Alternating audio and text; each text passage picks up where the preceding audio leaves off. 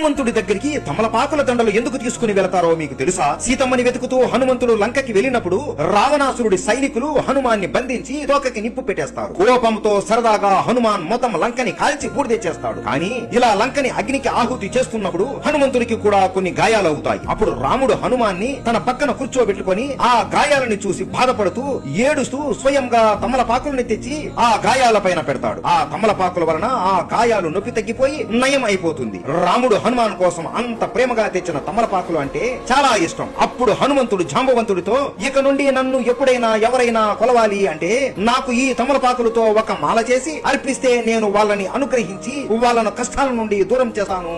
అలాగే నా కోసం తమలపాకులు తెచ్చిన వాళ్ళని నేను రాముడిలాగా భావిస్తాను అని చెబుతాడు. అందుకే ఇప్పుడు కూడా మనం ప్రతి మంగళవారం 5 తమలపాకులు లేదా ఒక తమలపాకు దండ అయినా హనుమంతుడికి అర్పిస్తూ ఉంటాం. మీరు ఎప్పుడైనా హనుమాన్ కి తమలపాకులు అర్పించారా? జై బజరంగబలి.